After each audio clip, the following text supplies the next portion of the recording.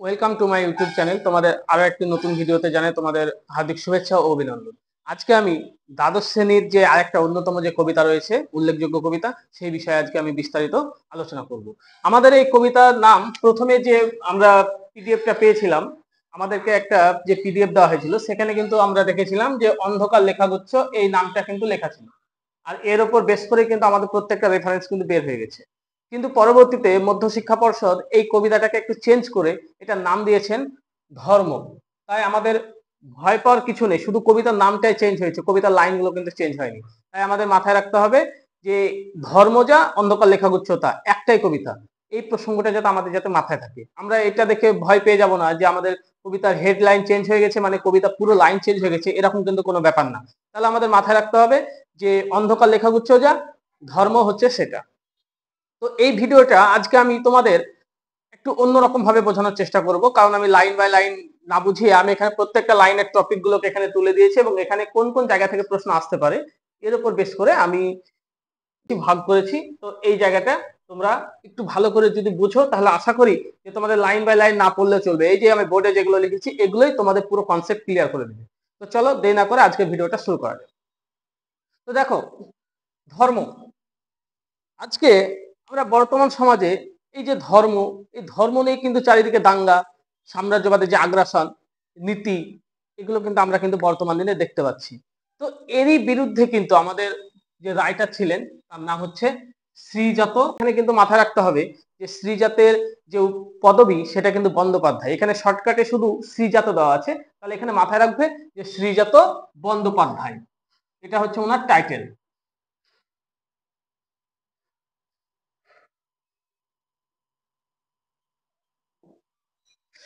তো এই শ্রীজাত বন্দ্যোপাধ্যায়ের যে অন্ধকার লেখাগুচ্ছ রয়েছে, এই অন্ধকার লেখাগুচ্ছে মাত্র 50টা কবিতা রয়েছে। কটা বললাম? 50টা কবিতা রয়েছে। আর এই 50টা কবিতার মধ্যে 15 নম্বর যে কবিতাটা সেটা হচ্ছে আমাদের আলোচ্য কবিতা।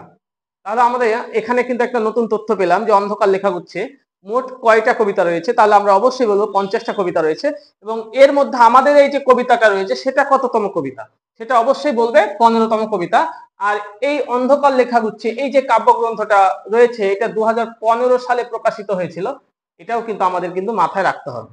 ঠিক আছে, তাহলে আমরা মোটামুটি কবি পরিচিতি সম্পর্কে একটু টুকটাক পেলাম আর আমরা উৎস সম্পর্কে জানলাম। তো এই কবিতার মূল বিষয়বস্তুটা কি? দেখো, আমরা বর্তমান সমাজে যেদিকে তাকাই সেদিকেই কিন্তু আমরা দেখতে পাই যে একটা ধর্মীয় ইস্যু। আর এই ধর্মীয় ইস্যুকে কেন্দ্র করে বিভিন্ন রাষ্ট্রের সঙ্গে বিভিন্ন রাষ্ট্রের যুদ্ধ, দাঙ্গা, মারামারি এগুলো কিন্তু লেগে আছে। তো এরই বিরুদ্ধে আওয়াজ তুলেছেন কে? শ্রীজাত বন্দ্যোপাধ্যায়। এই ধর্মই মানুষকে কোথায় নিয়ে যাবে? ধ্বংসের মুখে ঠেলে দিবে, তারই কিন্তু একটা কিন্তু পরিচয় কিন্তু উনি দিচ্ছেন। তাই আমাদের এই যে ধর্মের ব্যাপারটা থেকে, ধর্ম ধর্মের জায়গায় থাকবে, মানবতার মানব হৃদয় মানব হৃদয়ের মধ্যে থাকবে। তার মানে ধর্মের সঙ্গে মানব হৃদয়ের যদি একসঙ্গে করে দাও তাহলে কিন্তু হবে না। ধর্ম ধর্মের জায়গায়, মানব হৃদয় মানব হৃদয়ের মধ্যে থাকবে। আমার মধ্যে যে মানবতা আছে, মানবতা, তার মানে বলে না মানুষের বড় ধর্ম হলো মানবতা। এখানে মানবতাই হলো পৃথিবীর সর্বশ্রেষ্ঠ ধর্ম। কিন্তু অ্যাকচুয়ালি আমরা মানবতার ঊর্ধ্বে ঊর্ধ্বে উঠে গিয়ে আমরা দেখতে পাই যে ধর্মই হচ্ছে সব থেকে বড়। তার মানে মানুষের ধর্ম হচ্ছে এমন একটা ইমোশনাল জায়গা, ধর্মীয় সম্পর্কে কোনো মন্তব্য করলেই কিন্তু প্রত্যেকটা মানুষের ধর্মীয় আঘাত আছে। এবং তারই পরিপ্রেক্ষিতে আমরা দেখতে পাই যে একে অপরকে মানে অন্য ধর্মকে ছোট করছে। তো এরই বিরুদ্ধে আমরা দেখতে পাচ্ছি শ্রীজাত বন্দ্যোপাধ্যায় আওয়াজ তুলেছেন। তিনি প্রকৃতপক্ষে দেখাতে চেয়েছেন যে ধর্মকে ধর্মের জায়গায় রাখো। তো আমরা ধর্ম আর রাজনীতিকে যদি এক করে দিই তাহলে কিন্তু কোনো দেশ বা কোনো সমাজ কিন্তু এগিয়ে যেতে পারে না। কারণ এই ধর্ম আর এই যে ধর্মের বিষয়টা এটা কিন্তু একটা সমাজকে ধ্বংসের মুখে ঠেলে দেয়।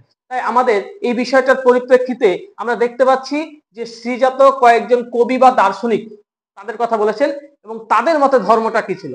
আমাদের মতে ধর্ম বলতে কেউ বলবে ইসলাম ধর্ম, কেউ বলবে হিন্দু ধর্ম, কেউ খ্রিস্টান ধর্ম, বৌদ্ধ, জৈন, এরকম বিভিন্ন ধর্ম বলবে। কিন্তু অ্যাকচুয়ালি এই যে এখানে আমরা বেশ কিছু কবি আর দার্শনিক বলে আমরা বেশ কিছু ভাগ করেছি, এদের মতে ধর্ম কি ছিল? এদের ধর্ম ছিল আলাদা। আর আমরা যে ধর্মের কথা বলছি সেই ধর্মের বিষয়টা হচ্ছে আলাদা। তাহলে এখানে আমরা মানবতা, এখানে দেখো আমরা বেশ কিছু ব্যক্তি পাবো। তার মধ্যে আমরা প্রথমেই যে ব্যক্তিটার নাম পাবো সেটা হচ্ছে আব্দুল করিম খাঁ। এই যে আব্দুল করিম খাঁ, ইনি হচ্ছেন একজন মুসলমান, জাতিতে মুসলমান, কিন্তু তিনি একজন ছিলেন হিন্দু শাস্ত্রীয় সঙ্গীত। আর উনার জন্ম হয়েছে উত্তরপ্রদেশের মুজাফফরনগরে। উনার মতে ধর্ম কি ছিল? উনার মতে ধর্ম ছিল গান। তাহলে আমরা এখান থেকে আমাদের প্রশ্ন আসতেই পারে যে আব্দুল করিম খায়ের মতে ধর্ম কি?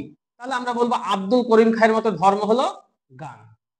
আমরা যেমন এই বাউল সাধকদের কথা শুনেছিলাম, বাউলরা কোনো ধর্মে বিশ্বাসী, কারণ ওরা বিশ্বাস করে যে মানব হৃদয়ের মধ্যে ঈশ্বর বাস করেন। আর ঈশ্বরের এই যে খোঁজার ব্যাপারটা, তার মানে মানুষ জীবে প্রেম করে যেইজন সে বিচে সে ঈশ্বর, অর্থাৎ জীবের প্রেম করা, তার মানে কি মানুষের সেবা করার মধ্য দিয়ে ঈশ্বরের সেবা করা লুকিয়ে রয়েছে। কিন্তু আমরা সেই ধর্মীয় ব্যাপারটাকে অনেক বড় ইস্যু একটা দেখাই, তো এখানে কিন্তু সেই ব্যাপারটা কিন্তু এখানে তুলে ধরা হয়েছে। আচ্ছা, তারপর আমরা চলে আসবো আইনস্টাইন। এই আইনস্টাইন, আলবার্ট আইনস্টাইন, ইনি একজন বিখ্যাত পদার্থবিজ্ঞানী ছিলেন। অনেক সময় প্রশ্ন আসতে পারে যে আলবার্ট আইনস্টাইন ছিলেন পদার্থবিজ্ঞানী, ভূবিজ্ঞানী, এরকম ভাবে কিন্তু অপশন দিতে পারে। তাহলে আমাদের অবশ্যই মাথায় রাখতে হবে উনি ছিলেন পদার্থবিজ্ঞানী, এবং তিনি পদার্থবিজ্ঞানের উপর বেস করে 1921 সালে তিনি নোবেল পুরস্কার পেয়েছিলেন। তাহলে এটাও কিন্তু আমাদের মাথায় রাখতে হবে। আর তিনি ছিলেন একজন জার্মান পদার্থবিজ্ঞানী, তাহলে উনি ছিলেন জার্মানি দেশের একজন বিখ্যাত পদার্থবিজ্ঞানী। আর উনার মতে ধর্ম কি? দিগন্ত প্রেরণ। দিগন্ত মানে কি? দিক যোগ অন্ত, যার কোনো শেষ নেই। তার মানে তিনি এই প্রকৃত ধর্মের বেড়াজালে আবদ্ধ না থেকে তিনি বিশ্বকে এক নতুন দরবারে পৌঁছে দিয়েছেন।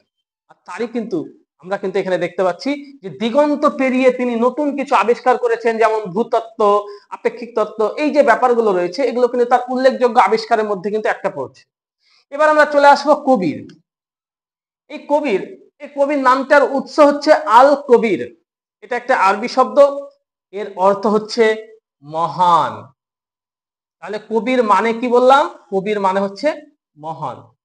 তো এই কবিরের বিখ্যাত গানগুলি ছিল, সেগুলোকে দোহা বলা হতো। আর দোহা কি? 2 লাইনের পংক্তিকে বলা হতো দোহা। এবং তিনি ছিলেন একজন সন্ত সাধক, এবং ওনার কাজই ছিল কোন ধর্মকে বর্ণনা করে, কোন ধর্মকে শ্রেষ্ঠত্বের শিরোপা না দিয়ে সত্যের অনুসন্ধান করাই ছিল প্রকৃত ধর্ম। তার মানে তিনি এখানে সত্যের দ্বারা প্রকৃত ধর্মকে খোঁজার চেষ্টা করেছেন। তার মানে প্রত্যেকটা ধর্ম তো আপন আপন নিজেকে শ্রেষ্ঠ মনে করে, এখানে কিন্তু তিনি কোনো ধর্মকে শ্রেষ্ঠত্বের শিরোপা দেননি। তিনি বলেছেন প্রত্যেকটা ধর্মই সত্য কথা বলে এবং প্রত্যেকটা ধর্মই শান্তির কথা বলে। কিছু অসাধু লোক থাকে, তারা এই বিষয়টাকে অন্যরকম মাত্রা দান করে। এখানে কিন্তু আমরা দেখতে পাচ্ছি কবির কিন্তু তার সত্যের বয়ান দিয়েছে। আমরা এবার দেখতে পাবো বাতাস। বাতাসেরও কিন্তু ধর্ম থাকে। বাতাসের ধর্ম কি? বয়ে যাওয়া, সেটা কখনো থামবে না। তো এখানে কবি যেটা বলতে চাইছেন, আমরা এই ধর্মের বেড়াজালে আবদ্ধ না থেকে আমরা কি করব? মানুষের মধ্যে যে হৃদয়ের যে মেলবন্ধন, তার কিন্তু এখানে তিনি একটা ইঙ্গিত দিয়েছেন। অর্থাৎ আমাদের থেমে থাকলে হবে না, ধর্মীয় ইস্যুকে বড় করে দেখলে হবে না, আমাদেরকে ধর্মীয় বেড়াজালের আবদ্ধ টপকে গিয়ে আমরা মানব হৃদয়ের মধ্য দিয়ে বিশ্বের দরবারে নিজেকে শ্রেষ্ঠত্বের শিরোপা হিসেবে তুলে ধরবো। এটাই কিন্তু উনি কিন্তু বোঝাতে চেয়েছেন। ভ্যান গগ, ইনি ছিলেন একজন বিখ্যাত ডাচ চিত্রশিল্পী। উনার কাজ কি ছিল? উন্মাদনা এবং আঁকা। তার মানে উন্মাদনা কাকে বলে? উন্মাদ মানে যিনি ছিলেন পাগল। তো উনার কাজ ছিল চিত্রশিল্পীর মাধ্যমে প্রত্যেকটা মানুষের হৃদয়ে জায়গা করে নেওয়া। এখানে আমরা দেখতে পাচ্ছি যে ভ্যান গগের মতে ধর্ম হচ্ছে উন্মাদনা আঁকা, আর আমরা গার্সিয়া লোরক এই যে নামটা পাবো, উনার মতে ধর্ম হচ্ছে কবিতার জিত। তাহলে কি বললাম? কবিতার জিত। তার মানে কি? তিনি কবিতার মাধ্যমে, লেখনির মাধ্যমে তিনি প্রত্যেকটা মানুষের হৃদয়কে জয় করতে চেয়েছেন। তাদেরও তো ধর্ম ছিল, তারাও তো কোনো না কোনো ধর্মের লোক ছিল, কিন্তু তারা তাদের সেই ধর্মটাকে প্রায়োরিটি না দিয়ে মানব হৃদয়ের যে প্রায়োরিটি দিয়েছেন, সেটাই কিন্তু এখানে কবি ফুটিয়ে তুলেছেন। তারপর আমরা দেখতে পাচ্ছি লেনিন। লেনিন একজন বিখ্যাত রুশ নেতা ছিলেন। তো উনার মতে নতুন পতাকা হচ্ছে ওনার ধর্ম। তো এখানে আমরা জানি যে রুশ সাম্রাজ্য মানে হচ্ছে সোশ্যাল, সমাজতান্ত্রিক, যেটা বলছে আর কি সোশ্যালিস্টিক, ঠিক আছে। তো উনি কি করেছেন? সমাজতান্ত্রিক প্রতিষ্ঠা করতে চেয়েছিলেন, এবং আমরা জানি যে নতুন পতাকা, যখন কোনো কিছু প্রতিষ্ঠা করা হয় সেখানে নতুন ভাবে পতাকা গাড়ানো হয় বা গেঁথে দেওয়া হয়। এখানে আমরা দেখতে পাচ্ছি যে লেনিনের মতে ধর্ম হচ্ছে নতুন পতাকা। আর আমরা কি দেখতে পাচ্ছি, আগুন, আগুনের কাজ কি, যে কোনো জিনিসকে পুড়িয়ে ভস্ম করে দেওয়া। আগুনেরও তো একটা ধর্ম আছে, আগুনেরও তো একটা গুণ আছে। তাহলে এখানে কিন্তু দেখতে পাচ্ছি যে আগুনের ধর্ম হচ্ছে ভস্মের চুরি। এই যে আমি এতক্ষণ ধরে বিখ্যাত দার্শনিক এবং বিখ্যাত দার্শনিকদের ধর্ম প্রসঙ্গে বললাম, তো এই যে এত ধর্ম, এগুলো সবাই কোথায় থাকে? গ্রহে থাকে, একই গ্রহে থাকে। এখানে গ্রহ বলতে মাথায় রাখতে হবে আমাদের পৃথিবীর কথা বলা হচ্ছে, এবং আমরা জানি গ্রহ হিসাবে আমাদের পৃথিবী হচ্ছে তৃতীয়। তাই এটাও কিন্তু আমাদের জেনে রাখতে হবে, গ্রহ হিসাবে আমাদের পৃথিবীটা হচ্ছে তৃতীয়।